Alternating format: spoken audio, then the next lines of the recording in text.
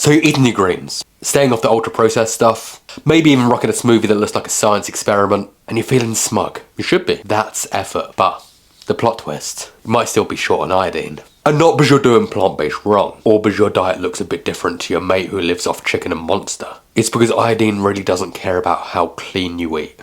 It's a global issue, not a vegan problem. In fact, data from over 110 countries shows that iodine deficiency affects people from all over the world, across all diets. Meat eaters, pescatarians, raw food warriors, and yes, vegan and plant-based folks too. We've been sold this idea that eating natural stuff covers everything you need. It doesn't. That if you tick enough superfoods, your body's gonna glow and hum like a Tesla. But iodine's not showing up in your spirulina. It's not vibing in your avocado toast, unless your food's come into contact with some iodized salt, or grown in some iodine-rich soil. Spoiler, most modern soil isn't, so you're probably under the mark.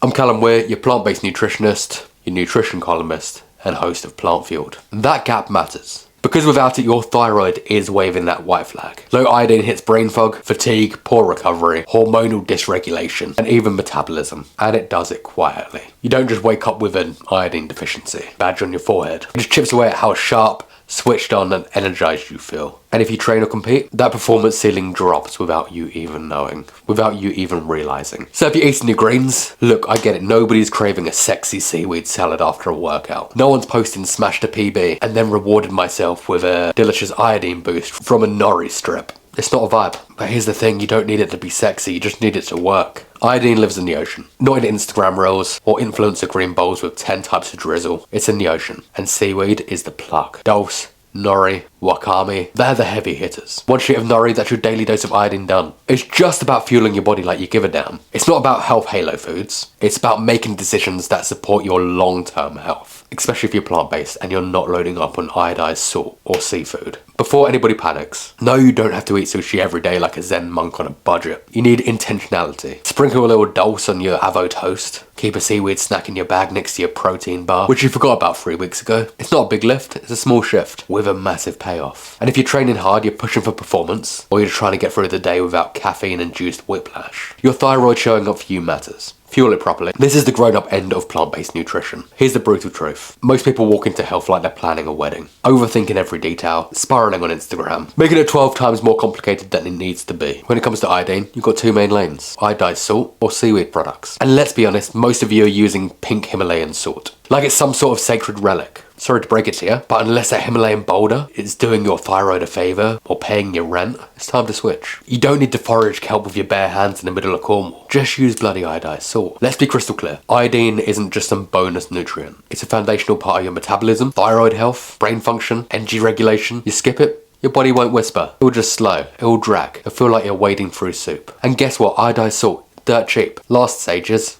Actually works. Revolutionary, I know. Also, we've got data showing countries that implemented iodized salt programs massively dropped their rate of goiters and cognitive delay in kids. It's not a vibe-based wellness tip, just public health 101. So stop lighting incense around your pink salt grinder, buy one with iodine. It's not sexy, but it is smart and it works. Maybe you're Karen from yoga class telling you that seaweed's a bit weird and that she's getting all the iodine she needs from a spinach smoothie. Meanwhile, she's yawning at 10 AM, can't remember where she parked, and still blames Mercury in retrograde for feeling like trash.